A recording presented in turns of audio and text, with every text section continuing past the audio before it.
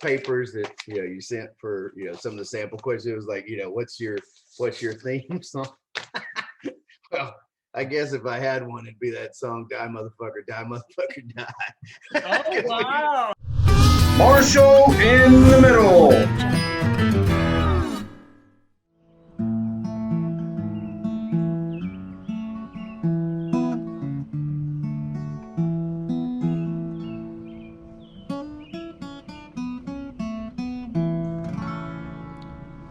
Last night I talked to Sergeant Major Wade Greene. He hails from Panama City Beach, Florida, among other places, and we had a great conversation. He's living up in Tennessee now, and very proud to talk to him. So Wade Greene, Command Sergeant Major type, one each. Heroes I know. All right, yeah, I'm doing all right over here. How about now? Yeah, now we got it. Yeah, Command Sergeant Major Greene. Yeah. Hey, good to see you, Sergeant Major. Hey, thanks for taking an opportunity to spend some time with me, and I love your shirt. Thank you for wearing your shirt. I'm honored. Yeah, I'm honored. Look, I've had some buddies that have gotten sick recently, and a couple that have passed away unexpectedly. Yeah, me too. And I'm like, why haven't I talked to these people? And let's just tell some of the stories, some of the old stories, because our loved ones want to know. They do. Right. So this is about you. Tell me about you. Where are you from? Where are you from, Sergeant Major? Well, I'm a military brat from all over. I guess I claim Georgia and Panama City Beach, Florida is probably the closest thing to home I got. But yeah, I mean, my dad retired when I was in first grade, so I spent my young years in high school were in Georgia, and then we moved to Florida, and I went to college in Florida, and then joined the Army from there. So, but pretty much lived everywhere. Yeah. So tell me about growing up. What were the things that shaped you and got you to be, the young man that joined the Army? Tell me about that. Well, I'm a lot different now than I was then, that's for sure. I got an older brother who was the golden child. I mean, he was the favorite. He's 8 years older than me. So my dad was still in the Army when he was, a teenager. And, there were big plans for him to join the military and go to the Air Force Academy and do great things. And my dad kind of pushed his weight around and got him an appointment to the academy. And he went out there for 8 days and said he hated it. He quit. And that just, kind of broke my dad's heart. But I was the long-haired, kid that didn't get along with him too well, And we didn't have much of a relationship when I was a young kid. It was much later when I grew up that we started realizing we were a lot more alike than we cared to tell each other, But that was big. I mean, I was always in the shadow of my brother as a kid, and then over time, that all kind of reversed itself out. So yeah, here we are 50 years later. So do you remember enlisting or signing up and saying, Yes. Hey, I'm gonna serve? What was motivating you back then? Do you remember? Yeah, that's a pretty good story. I mean, I hope you got some time. That one. Yeah, so this is what this is about. Tell me the story. I got a beer. So I was in college. I was going to college in Panama City at the local community college there. It's now a state college, and that was a feeder for Florida State. So that was the plan. I was going to go to college and do whatever. I was an accounting major. I had 3 or 4 different majors. But anyway, I actually graduated from high school a year early because of the way they were changing the systems around. I only needed a few credits to graduate. So I went to summer school in my junior year and got enough credits to go ahead and graduate. And we moved to Florida, and I went to college when I was 16 years old. So, I mean, I'm that personality. I went to college as a 16-year-old and partied like a rock star. I mean, and college was not really part of the plan, so I didn't do so well. And I was very smart. I just didn't go. I mean, I didn't.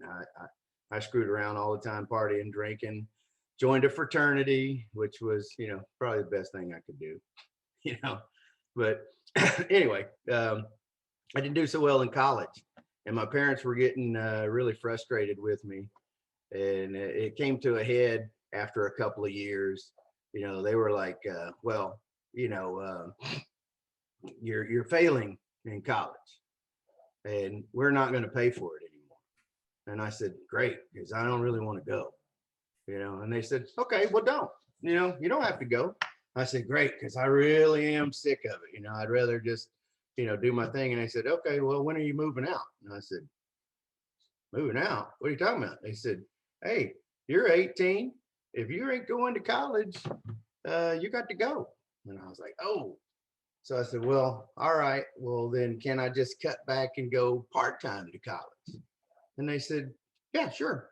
I said, fine, I can do that. I'll go part-time and I'll work, part-time, and that'll be much better.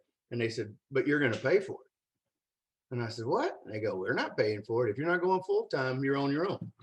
So I had that dilemma of either trying to move out in Panama City Beach, Florida, and it's very expensive, really hard to do, and so I sucked it up and started paying, for the college, and went to college for a couple of semesters like that. And then I did the next best, dumbest thing you could do. I got married. I married a high school sweetheart, and I was kind of at that point to where it's like, what are you going to do? You're either going to shit or you're going to get off the pot, and I never thought about joining the Army because, like I said, I had the long hair and the earrings, did all the stuff that my dad hated. And so I never considered it. He never considered it, but I thought I would use it as a jumping off platform to get the hell out of the house, get away from there, and, do a couple years. And I wanted to fly helicopters, and, I was going to do all that and never look back. Well, long story short, those years started clicking by. I mean, by the time I look back, it'd been 12 years. I'm like, this is what I'm going to do. This is what I like to do. So, and I never did get to fly. That was probably my fault too. I had joined on a delayed entry program. And during that time that I was off, screwing around, I shaved my head real short and told everybody I was going to fly helicopters, and then they changed the rules and wouldn't take high school to flight school, and said, oh no, you gotta join the Army since you've already taken all the exams and everything and you passed the physical. When you get to your first duty station, you put in this flight packet and you'll automatically get picked up. Well, that was not true. But I mean, you're invested. What do you do? I was committed, and I did it, and it was probably the best thing I ever did in my life. So I got no complaints. Where'd you do basic and AIT and stuff at? What was your MOS and stuff? Well, it changed several times. I was logistics my whole career. I went to basic training in Fort Sill, Oklahoma, and AIT at Fort Lee, Virginia. And that was back in '88. So basic training at Fort Sill I ain't gonna say it was easy, but it wasn't hard. It was just a different, I'd never been out in that environment where the weather was so different like that. You'd sweat all day with salt in your uniform and then freeze to death at night. So I was kind of halfway sick the whole time I was there. And, the physical part wasn't that bad for me because I was a football player, but the running was terrible.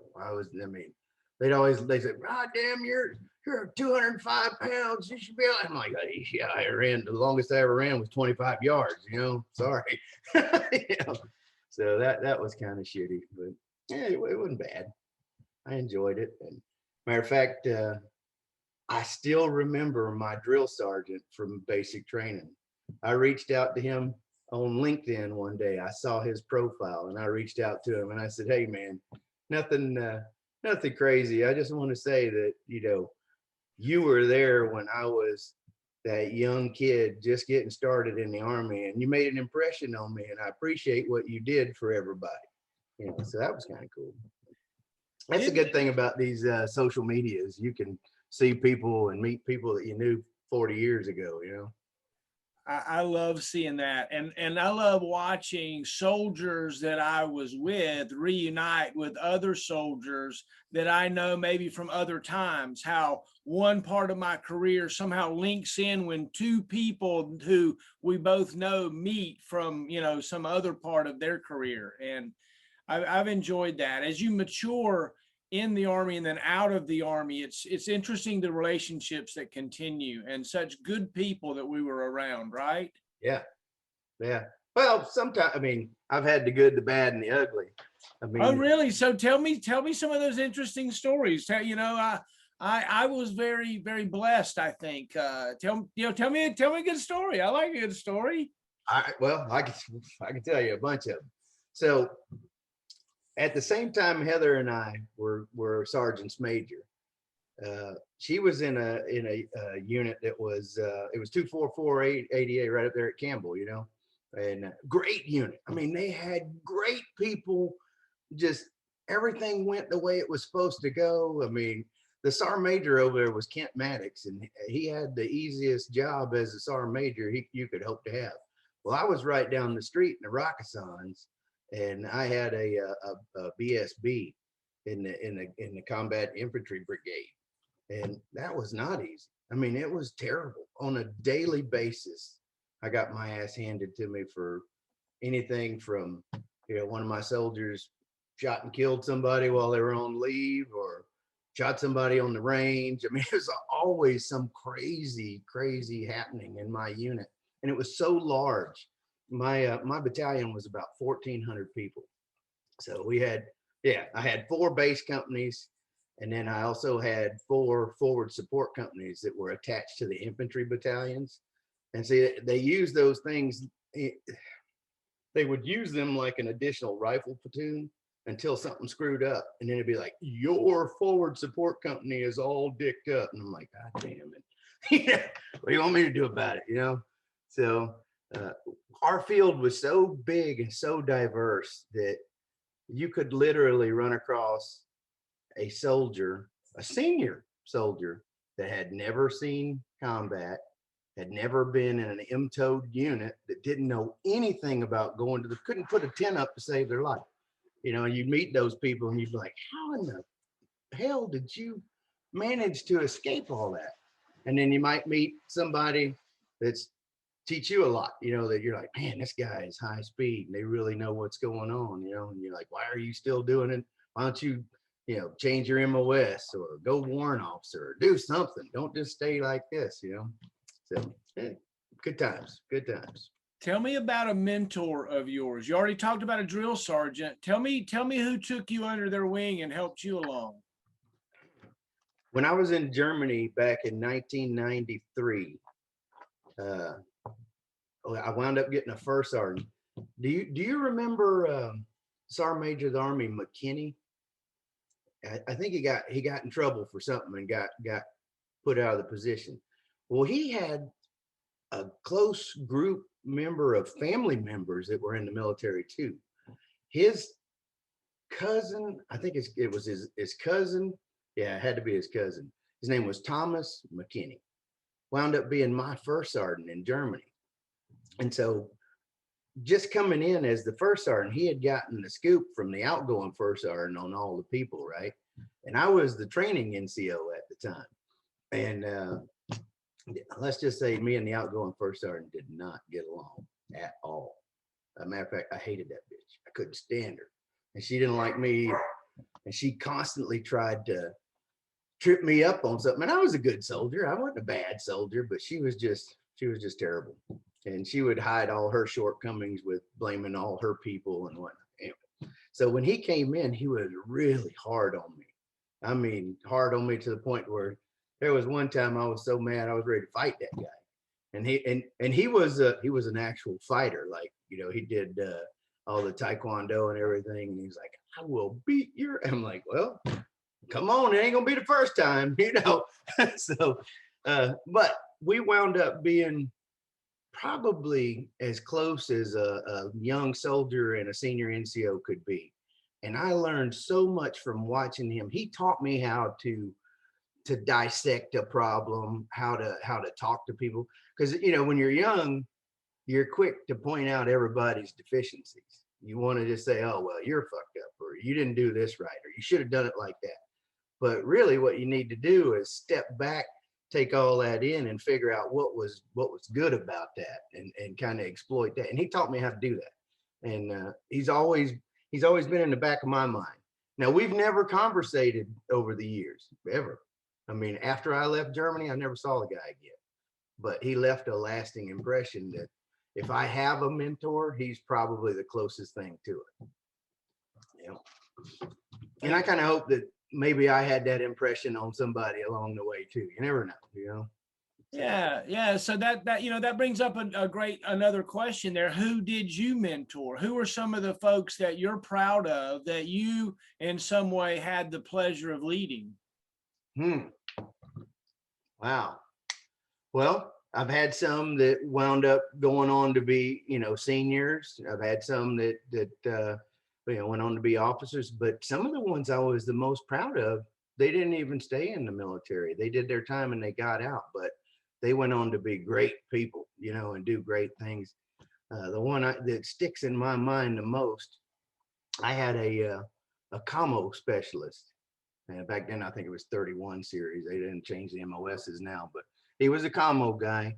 And he was the guy that if we were going somewhere, like if we were going to JRTC, NTC, or even down to the port to load aircraft on ships, I could tell him, I'd be like, hey, we're going, and I'm going to want internet, phones. I don't know that bullshit. You know, don't tell me we can't. I was like, this is what I want. Everybody else, they can go without. But us and the colonel, we're going to have all this stuff. And that guy, he was my go-to. He only had a couple of problems. He was a little on the fat side. So it was a constant struggle for him to make weight. And we would get deployed and do things. And then, you know, of course, you got the crazy rules where they'd come along and be like, well, if you're on the overweight program, you can't get an award. And I'm like, that's ridiculous, but okay. You know, and so I would have to compensate this guy in other ways. And I guess probably like the second rotation in Iraq, when they were stop lossing all the soldiers, he was due to ETS, and they wouldn't let the guy ETS. And I was so freaking mad because he'd been on the overweight program for far too long. They were jerking him around. I'm like, let this guy go. You know, he wants to get out. He doesn't meet your ideal soldier deal. Let him go. You know, so they wouldn't. They made me keep him in. So instead of deploying him to Iraq, I sent him on a JTR tasking down to Honduras. And he called me about halfway through our rotation. And he said, hey, back then I was an E7 when I did that. He said, hey, man, this is the greatest assignment. This is the most fun I've ever had. He goes, I work in a big operations center for a few hours a day. He said, but most of the time I'm scuba diving, or he goes, I got my open water certification. I done lost a lot of weight because I'm swimming all the time. He's like, this is great. He goes, man, I really appreciate it. And I said, well, I tell you what, man, how about we just roll this over and let you stay for round 2, so I don't only have to worry about the tasking and you won't have to worry about deploying. He said, yeah, perfect. So good. Did that. Later on, when he came back, he did ETS, and he was from Las Vegas. And he went back out to Vegas, and we stopped and saw him a few times when we were out in Vegas. And then somewhere along the line, they started handing out some money for the soldiers that were stop lost. And I had a list of all the soldiers that had that affected that I had control of. And I contacted them and let them know. And I got a hold of him. We called him Johnny Vegas because his name was Johnny. We called him Johnny Vegas. And I called him and I said, hey, man, you got to get this money. I mean, don't let this slip by you. This could, you know, at the time he was probably in his late 20s. I mean, it was big money for him. So he got it. And he called me up and he said, you know, he goes, you're one of the only reasons that I can look back on my time in the military and think about the good times. And I really, that impacted me. I was like, hey, you know, that's awesome. I'm glad, because I know you got jerked around a lot, but yeah, if I could make your time a little better, then great. That's what I'm here for. Do you ever find yourself in danger? Well, yeah, of course. You know, when you're deployed, you're always in danger. I never felt like well, yeah, there was a few times, but most of the time not life threatening. You know, just your regular. You know, I flew around the battlefield and did battlefield circulation all the time. So there was, there were times it was hairy. You know, here we were flying into when we were in Iraq, or not Iraq, Afghanistan. I was flying into this one little fob called Shank, and it was between Gardez and not Bagram. Yeah, I guess Bagram, and it just constantly getting shelled and mortared and stuff there. We were trying to land for fuel and shit was blowing up everywhere. I was like, holy shit, don't stick a fuel nozzle in this thing now. Let's go. Let's get out of here. But as far as, hand to hand or face to face, no, I never experienced that. I was logistics. I mean, we did missions outside the wire all the time, but not like infantry would or anything like that. They say that there aren't any atheists in a foxhole. Did you have any rituals or special prayers or any things that kept you sane, maybe in hard times? I listened to a lot of heavy metal music. Oh, there you go. One on the papers that you sent for some of the sample questions, it was like, what's your theme song? Well, I guess if I had one, it'd be that song, Die Motherfucker, Die Motherfucker, Die. Oh, wow. Right. Rocking out the door, huh? Yeah. We'd be blasting we all had our helmets with the Peltors on, so you could have music on too. It was pretty fun. Yeah. Awesome. So you walk in the arms room, okay, and you're about to walk into a field of battle. I don't know what it looks like, but what weapon are you going to go to battle with? Well, I'm going to tell you, are you familiar with the newer weapon systems they got now? We had our big trucks had these Crows weapon systems on it. It's like a video game for a kid to operate. And my gunner was an 18-year-old female she was deadly with that thing. And I mean, if I had to choose a weapon and a vehicle, it's going to be the Max Pro ISS with that Crows on top. I love it. Yes. You can sit in there and they can shoot at you and you're like, hi. So yeah, that's probably it. Warfare has come a long way in just our time in the military. Remember, we didn't even have real bulletproof vests when you and I started in the Army. Nope. I went through the whole gamut of those things. Matter of fact, when we retired, shit, they were asking for things that I'm like, I don't even know. I don't remember half of that. Shit. We had the intercept. Well, I had the old heavy, the lead one, from Vietnam era. And then that changed over to that interceptor body armor, which was just heavy. It didn't do anything. And of course, then we went on to the newer IBAs. And hell, the last thing I wore when I was over was a little chicken plate, just a little tiny little thing. And I like that one the best. I mean, I figured the faster I could run if I was getting shot at, the better, Yeah. I was a body armor salesman for the last 10 years, so I watched body armor go from a big monster to smaller and smaller and smaller, and lighter and lighter and lighter. I really like that plate carrier, the one that was just the straps with the plates. Right. I thought that one was the best. And I know they used to bitch at us about not putting in the side plates, but you can't sit down with those things on, and I used to sit in aircraft and tuck my arms or my hands in up here and just kind of fall asleep while you're flying because you can't move. You're just like a turtle in that thing, Yeah. I didn't wear the shoulders or the sides. I just did the chest protector. What did your family think about you being in the service and going overseas and doing the things? Did you have a lot of people caring for you and praying for you and taking care of you and things like that? Oh yeah. Early on when we did the Gulf War, that was the shocker. That was like, I was a private and we used to do these, oh shit. Now I'm showing my CRS. What did they call that? Where you had to, called you and you had to get in real quick. Oh, a recall. A recall. So we used to come in with our bags and get on an airplane and take off and fly around. So, so they would scare the shit out of you and tell you that, we're going somewhere. Well, then Panama happened. I'm like, shit, we might be going somewhere, What unit were you in? That was way back. I was in a combat heavy engineer battalion back in them days.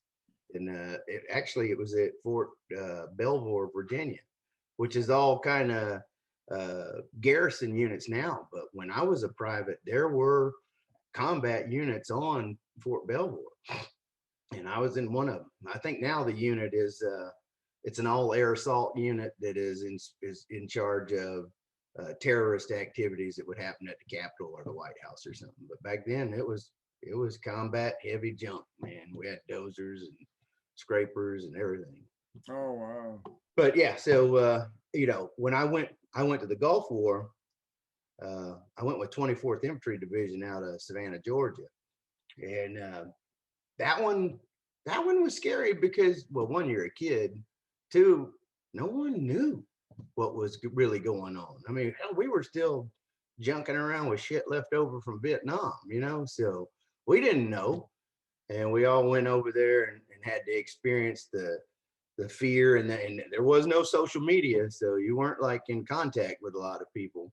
But I got a lot of boxes in the mail with like candy bars and from friends. Like my friends that I went to school with would send boxes, and I always thought that was great. And then when we redeployed, that homecoming was probably the biggest moment of my military career. That one homecoming. I mean, I've been to a bunch of them now, but that one was the good one. That was it.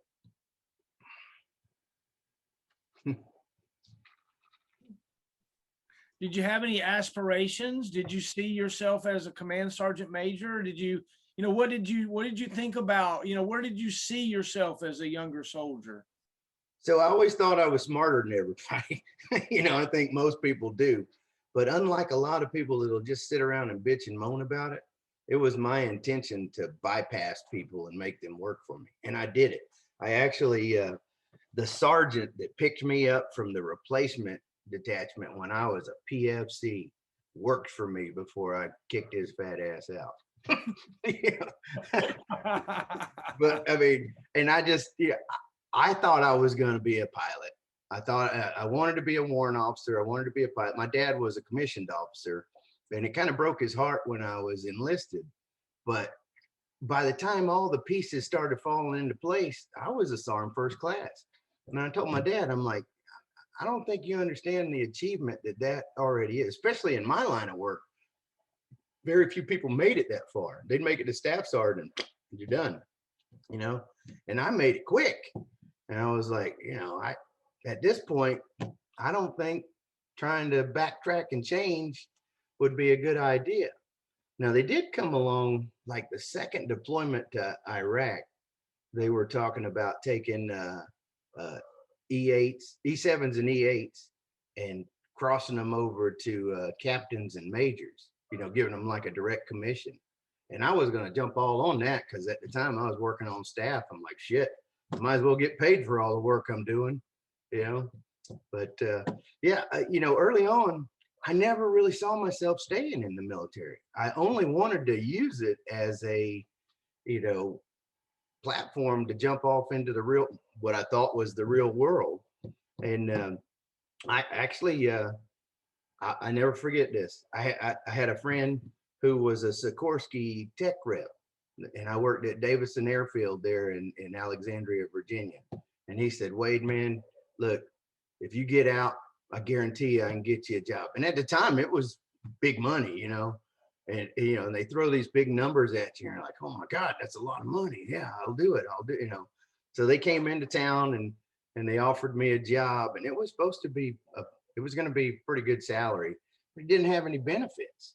It was basically, you're a contractor, and if we like you, when you build up seniority, then we'll redo your contract. Well, I got scared because I guess the only sense I did have, my mom was in banking. It was like, man, I have to have some sort of medical dental benefits, a retirement plan.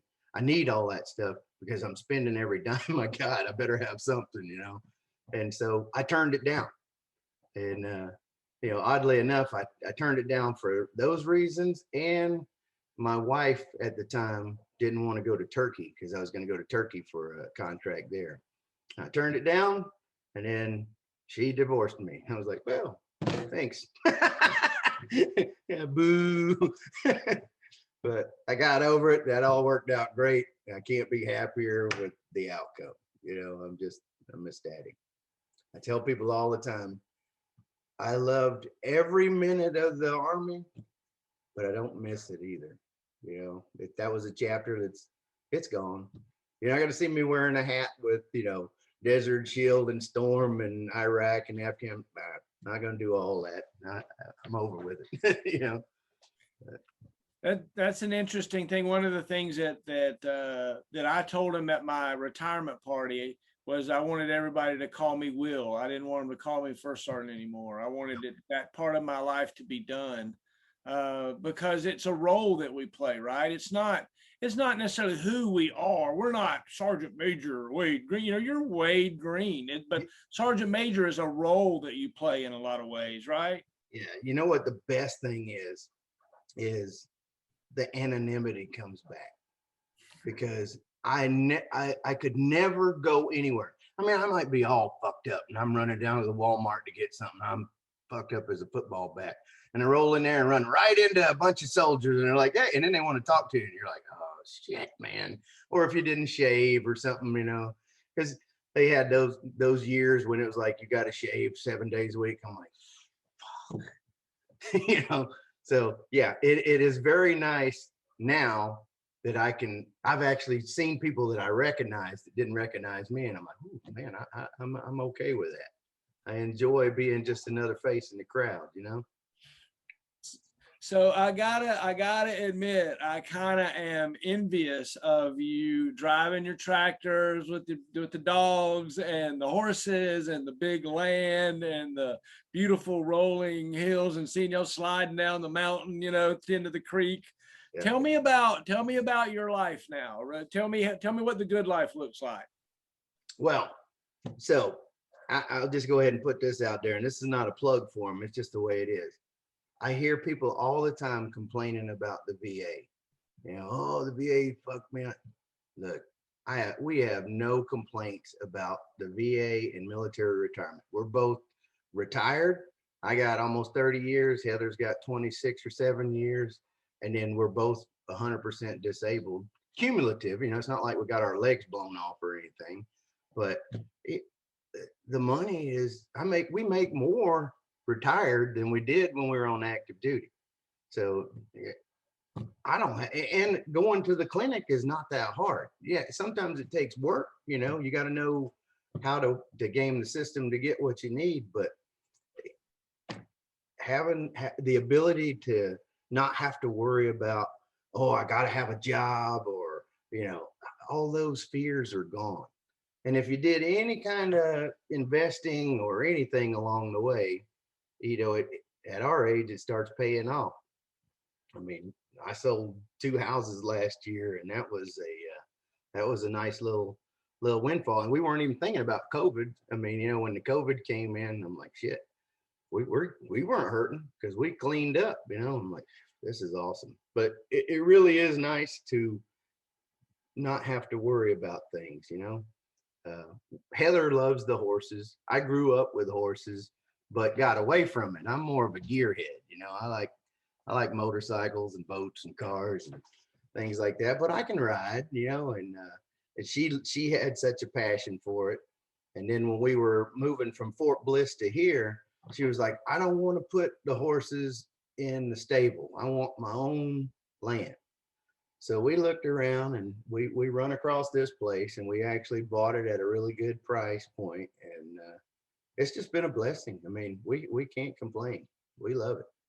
I mean, she wanted to move to Huntsville when she first retired. She was gung-ho to go back to work. And I said, hey, baby, just decompress for about 6 months and come back after you see how valuable your time is. Come back and tell me what you want to do.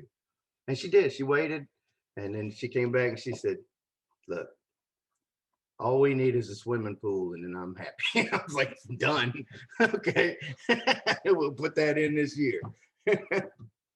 So that's that. With the automatic vacuumer.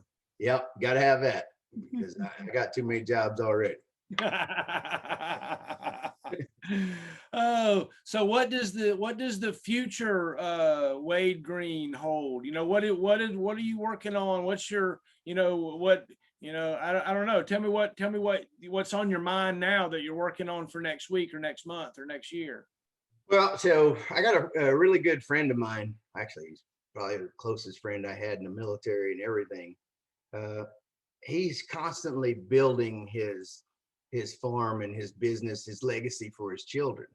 Well, Heather has a son who's 25 and he's doing really well on his own. So, don't really have to provide a legacy for anybody. But my friend is always saying, "Nah, don't just sit around and get complacent because, you got to constantly do something, or, if you're not growing, you're dying." I'm like, well, I've heard that a lot, but honestly, I've also heard people say they're bored being retired.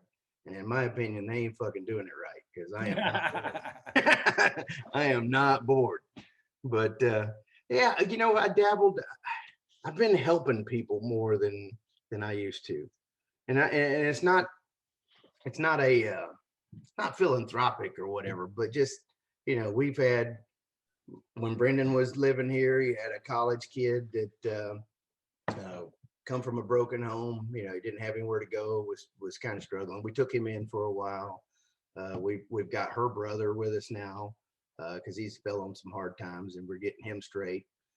My brother, he's good. He's got a job and he lives on his own and all that, but I'm constantly trying to help him he's older than me. And I'm like, "Hey, let me see your 401k. Let me see how much money do you want to draw?" So I do a lot of that. And one of the things that I was working on with he and I that was going to be, something for me to do, we were going to start investing in vacation rentals, condos that not like rental property. I did that already. And let me tell you that ain't that fun. It just isn't, because honestly, if you can't afford to buy a house, you probably ain't gonna pay your damn rent. So it gets to be annoying. I don't care what size house you got, it's tough. But the vacation rentals, you get the money up front. There's, you got the credit card. Be like, "Hey, if you want to go in there and shit all over the place, you go right ahead, because I'm taking it right out of your credit card." So my brother and I were gonna do that this year. I was trying to help provide him with a residual income after he quits working, but we didn't.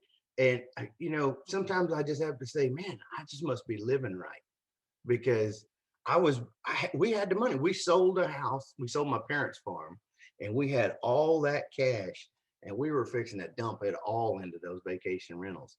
And something stopped us from doing it. I had second thoughts, and I just was like, I don't think the time is right.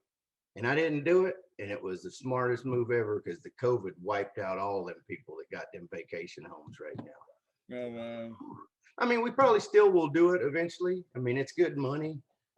And I agree. I don't want to just kind of flounder around. I want to do something, but actually, I guess I'm not really hell bent on leaving a mark on the world, just doing my thing, enjoying life.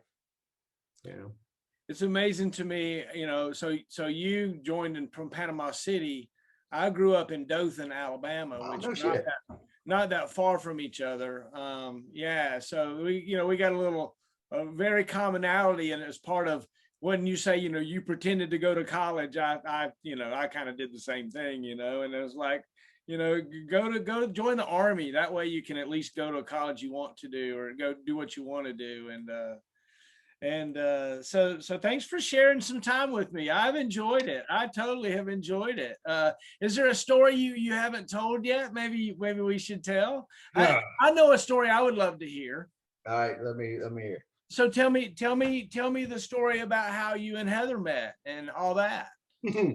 Okay, yeah, that's a good one.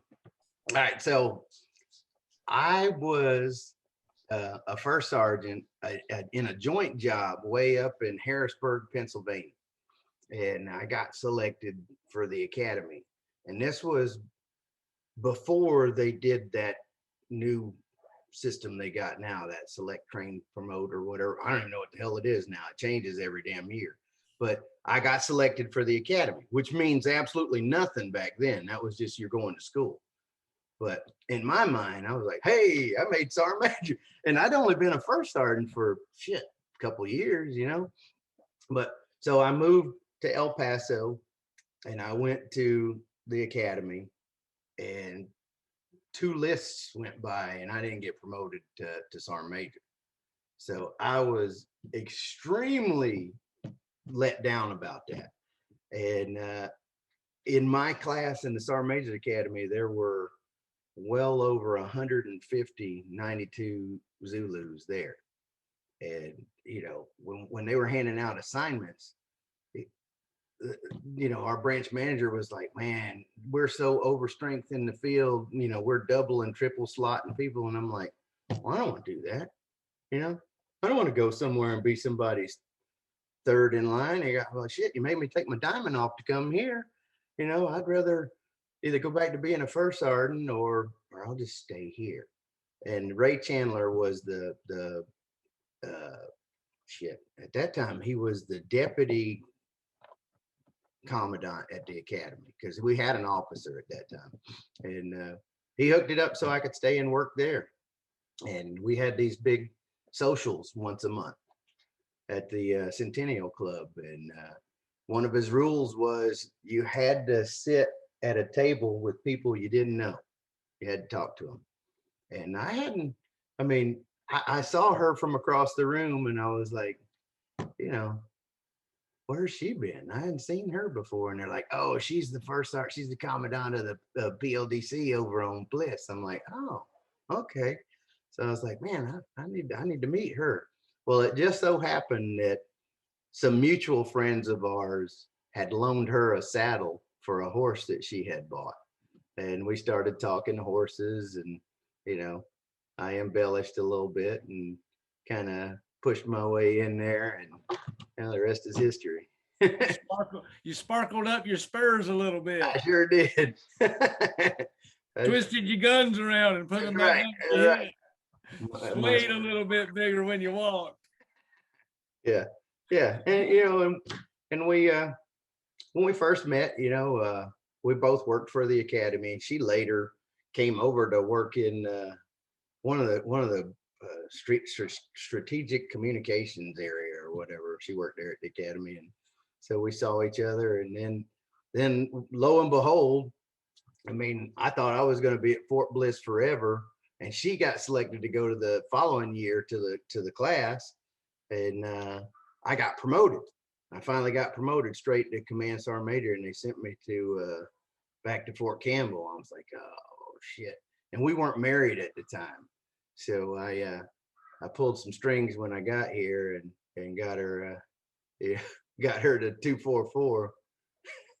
Yeah, I'm sure Pfeiffer wasn't happy about that, but it worked out for us. But yeah. So that's how we met. And then we didn't get married for a long time, actually. And I guess my last deployment to Afghanistan, you know, I just said, you know, if I get killed over there, that's terrible, you know, so let's get married. So at least if, you know, something happens, you're gonna at least get the insurance money, you know. So yeah, we got married in Vegas, man. Why not? It was fun. Party like rock stars. Yeah. Had a good time out there. Oh, that's good. That's good. Well, hey, Sergeant Major, thanks for taking some time and talking with me tonight. I appreciate it. I would love it as part of this is if I could get you to like salute and you know, like report, like, you know, this is you know, Sergeant Major, where you're from, you know, reports, and then maybe call your unit to attention like you're a first sergeant, you know, and then maybe salute and sign out. And do that all kind of on your own pace, at your own cadence. But I would love it if you step back and we got you in, you know, in frame and camera, and maybe one of these days this might be used for your memorial service in some way. Yeah, let's hope not, because Well, I'm trying to I get live it. forever. I get it. We're all gonna live forever, but not maybe in the way we think, right? All right, so you show me your report with my name and. Yeah, give me your name and your hometown, your rank, your name and your hometown. All right. And then the other thing I would love to hear you is call your soldiers to attention. And then the last thing I want to do is a salute and and you sign it. All right. Let me see if I can pull this off. I think you can handle it. See if we can adjust the camera a little bit. All right. I sure do appreciate it. There you go. Looking good. All right. So, Command Sergeant Major Wade Greene reporting. All right. Let's see. All right. My battalion, let me come up with a little bit. My battalion's call sign was a Surgum, which means we rise up. All right. So I'll do that one. That's probably one of my best times. I love it. All right. A Surgum, attention, boom. Surgum 7, signing off. Oh, thank you, Sergeant Major. Thank you so much, Sergeant Major. You bet, brother. Awesome. You That bet. is awesome. Yeah. Look at that big old smile on your face. That's fun, right? Isn't it fun to think about those old times, having all those soldiers out there that you've been a part of or gathered around, that you have a common mission and a goal, and you'd accomplish something or given an award to a soldier? Doesn't that feel so good to be part of that? Yeah, the one thing though, I get asked all the time. My old driver bugs the living shit out of me. He's big into the associations and everything, and he's always trying to get me to do it. And I'm like, hey man, I'd rather not, because not that I don't love soldiers, I do love that. But have you noticed that you can't remember a lot of the people you served with? I mean, I can't, even people that were important. I'm like, fuck, I can't remember them. And the ones that stick, and this is kind of funny, it's usually the dumbass that fucked up really, really bad. You remember them, and you might remember like my first commander, my first battalion commander. He and I were, that was a great team. I'll never forget him. But everybody else, it's kind of like, oh shit, And I sometimes I feel like that maybe we would be a little bit irrelevant. You've been gone so long that it's hard to communicate with people now. Yeah, it's interesting. I'll tell you that I feel the same way about sometimes the fog of the people. Sometimes I'll see somebody and I'll be like, especially a picture of them when they're older, and I'll go, I know that person, but I don't know where. And it turns out like they were my squad leader, back in the 80s. And I was like, for 4 months or something, or I went to a school with them and they were my bunkmate or something, Right. Yeah. It's crazy, man. Yeah. And that's really, I guess when people ask me to do things, sometimes I'm a little leery, just because things change so fast, and if you're a command sergeant major, you really don't want to be the dumbass guy, and so you show up, you don't know what the hell's going on. You're like, I gotta just keep my mouth shut. Hey, how's chow? How's morale? Grass looks good outside, doesn't it? Yeah, you need to go police call out there though.